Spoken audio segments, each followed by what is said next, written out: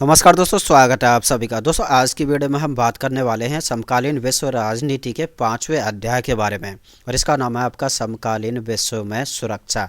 तो दोस्तों इसके अंदर हमारे जितने भी 1 नंबर के महत्वपूर्ण क्वेश्चन बनते हैं उन सभी के बारे में बात करने वाले हैं।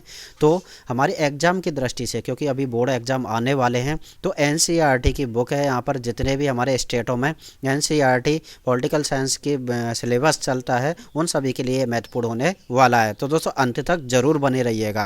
तो चलिए शुरुआत करते हैं। सबसे पहला क्वेश्चन है हमारा, आतंकवादियों ने अमेरिका के ऊपर हमला कब किया था?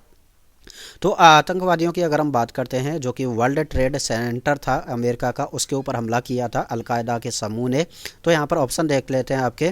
पहला है आपका 11 सितंबर 1999, उसके बाद है आपका 19 सितंबर 1999, उसके बाद है आपका 11 सितंबर 2001 और 11 सितंबर 2011।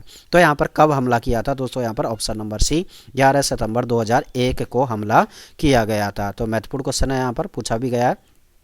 उसके बाद आपका जैविक हथियार संधि, जैविक हथियार संधि किस वर्ष हुई थी उसकी बात कर लेते हैं दोस्तों। यहाँ पर इस अध्याय के अंदर जो है संधियाँ काफ़ी ज़्यादा महत्वपूर्ण है और काफ़ी सारी संधियाँ हैं, उनका अध्ययन किया गया है। तो यहाँ पर 1970 ऑप्शन नंबर 1 1970, उसके बाद है 1972, उसके बाद है 1975, 1978। तो यहाँ पर BWC यानी कि बायोलॉजिकल वेपन्स कन्वेंशन, तो इसकी जो संधि हुई थी, ये वाली संधि हुई थी, वो कब हुई थी? 1972 में। ठीक है। तो चलिए तीसरे क्वेश्चन की तरफ हम बढ़ते हैं। यहाँ पर रासायनिक हथियार संधि यानी कि CWC केमिकल वेपन्स कन्वेंशन किस वर्ष हुई थी? तो यहाँ पर ऑप्शन है आपके 1985 में, 1988 में, 1992 में, 1995 में। तो कब हुई थी? यहाँ पर 1992 में, यानी कि 20 वर्ष के बाद हुई थी BWC। यानी पहले B आता है तो पहले B हुई 1972 में, और उसके बाद है यहाँ पर C आता है, यानी कि CWC हुई थी 1992 में, 20 वर्ष के बाद। चलिए चौथा क्वेश्चन है आपका, एंटी बैलिस्टिक मिसाइल संधि किस वर्ष हुई थी? तो एंटी बैलिस्टिक मिसाइल संधि ये भी पूछा गया है। तो एंटी बैलिस्टिक मिसाइल संधि की बात करते हैं, कब हुई थी? 1952, 1962, 1969 और 1972। तो जो बैलिस्टिक मिसाइल संधि है वो कब हुई थी? 1972 में हुई थी।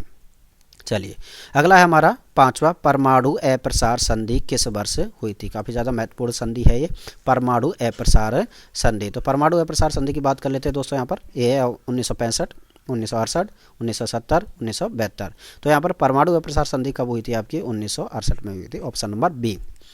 चलिए अगला है हमारा, भारत ने पहला परमाणु परीक्षण कब किया था? तो भारत ने पहला परमाणु परीक्षण कब किया था? 1954, 1960, 1968 और 1974। तो कब किया था पहला परमाणु परीक्षण? 1974 में। चलिए ये कहाँ पर किया गया था उसकी बात कर लेते हैं। पोखरण, जैसलमेर, राजस्थान। ठीक है, पूछा जाता है पोखरण कहाँ पर किया गया था पहला परमाणु परीक्षण? पोखरण, जैसलमेर के अंदर। दूसरा है हमारा, अगला है हमारा, भारत ने दूसरा परमाणु परीक्षण कब किया था? तो 1974 में तो पहला किया गया था, 1982, 1992, 1998। तो यहाँ पर दूसरा परमाणु परीक्षण कब किया था? 1998 में किया गया था, ऑप्शन नंबर डी। ये भी कहाँ पर किया गया था? ये भी पोखरण जैसलमेर में किया गया था। तो दोस्तों पाकिस्तान की बात करें, पाकिस्तान ने परमाणु परीक्षण कब किया था? तो 1998 में, यानी कि भारत के बाद में किया था। 8वां क्वेश्चन है हमारा, भारत चीन के मध्य युद्ध कब हुआ था? भारत चीन के एकमात्र युद्ध हुआ है, उसकी भी बात कर लेते हैं। जाहिर सी बात है आपको पता होगा इसके बारे में। 1947, 1954, 1958, 1962। तो यहाँ पर ऑप्शन नंबर डी 1962 में हुआ था। दोस्तों आप भी जो है कमेंट में बताइएगा आपके जो है कितने क्वेश्चन जो है सही हो रहे हैं, और आप भी जो है टिक यानी कि क्वेश्चन नंबर डाल करके आप अपना ऑप्शन है वो बताते रहिएगा कि आपकी तरफ से कौन सा ऑप्शन है।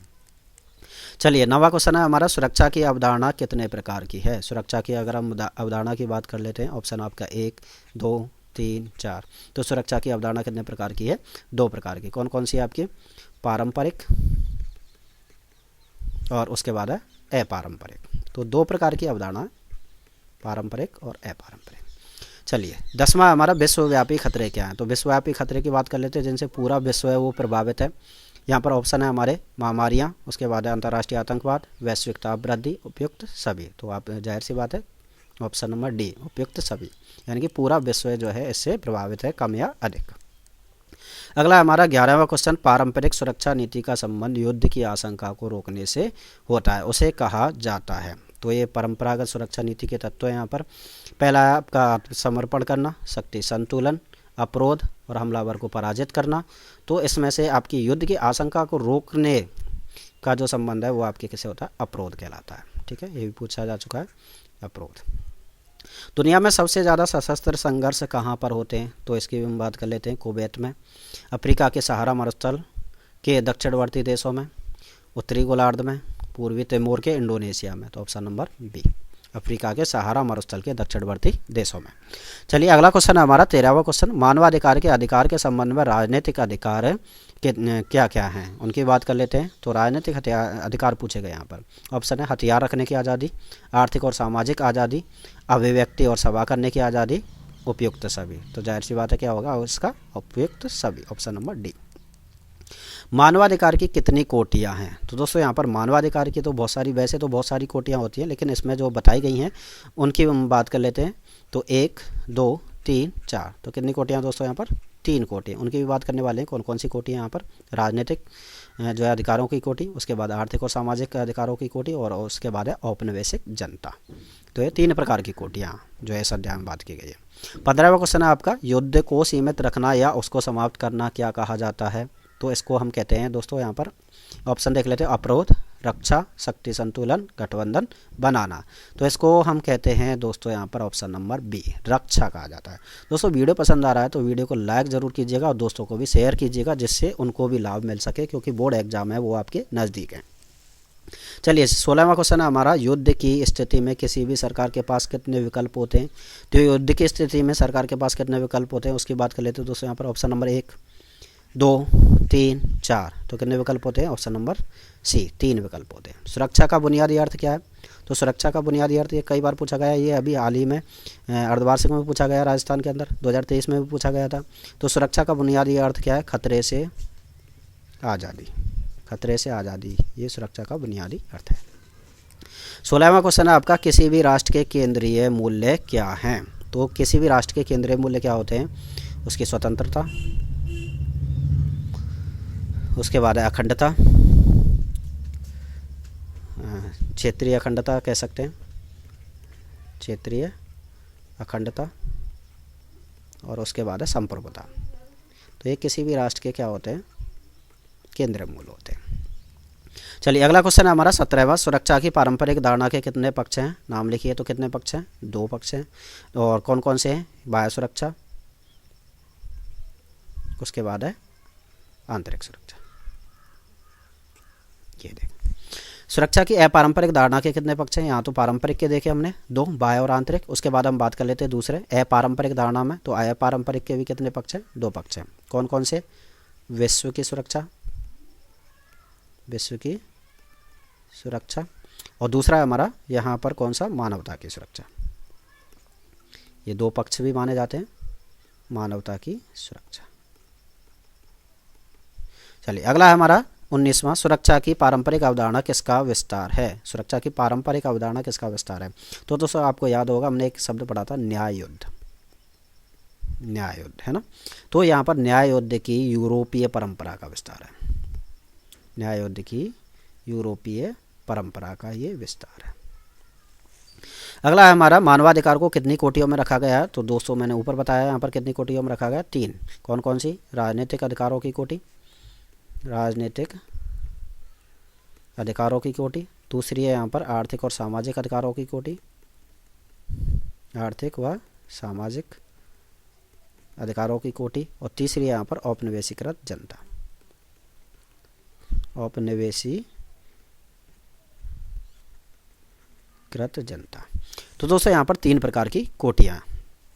अगला हमारा 21वां, निरस्त्रीकरण से क्या आशय है। तो दोस्तों यहाँ पर निरस्त्रीकरण ये पूछा जा चुका है 2023 में। निरस्त्रीकरण का आशय होता है यानी कि किसी खास किस्म के हथियारों पर रोक लगाना, किसी खास किस्म के हथियारों पर प्रतिबंध लगाना क्या कहलाता है, निरस्त्रीकरण कहलाता है। चलिए 22वां क्वेश्चन है हमारा, अलकायदा नामक समूह के आतंकवादियों ने अमेरिका के वर्ल्ड ट्रेड सेंटर पर हमला कब किया था। तो दोस्तों ऊपर बात कर चुके हैं हम, 11 सितंबर 2001 में, 11 सितंबर 2001 में। 23वां हमारा, सुरक्षा की दृष्टि से खतरे के नए स्रोत क्या हो सकते हैं। तो सुरक्षा की दृष्टि से खतरे के नए स्रोत आपके आतंकवाद हो सकता है, आतंकवाद हो सकता है, वैश्विक निर्धनता, है ना, वैश्विक निर्धनता। उसके बाद है वैश्विक ताप वृद्धि, है ना, महामारियां भी हो सकता है ना। तो ये जो है आपके सुरक्षा की दृष्टि से खतरे के नए स्रोत माने गए हैं। उसके बाद है आपका यहाँ पर मानवाधिकारों को भी शामिल किया गया है इसमें। 24वां है आपका सुरक्षा की पारंपरिक धारणा में सबसे अधिक खतरा किसे से है। सुरक्षा की पारंपरिक धारणा की बात की जा रही है तो सबसे अधिक खतरा किससे है दोस्तों, यहाँ पर सैन्य युद्ध से, क्योंकि इसमें हम देखते हैं ना कि बाह्य देश से यानी कि दूसरे देशों से यहाँ पर खतरा होता है, तो सैन्य युद्ध से सबसे ज़्यादा खतरा माना जाता है। सुरक्षा की किस अवधारणा में सैन्य बल का प्रयोग अंतिम उपाय के रूप में किया जाता है, तो कौन सी वाली अवधारणा, अपारंपरिक। तो दो प्रकार की हमने यहाँ पर धारणा पढ़ी, पारंपरिक और अपारंपरिक। पारंपरिक अवधारणा की बात करें तो इसमें दो पक्ष थे, कौन कौन से, बाह्य और आंतरिक।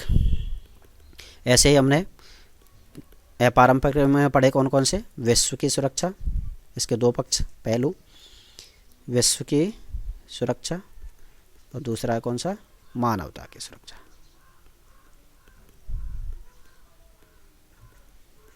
विश्व की सुरक्षा और मानवता की सुरक्षा।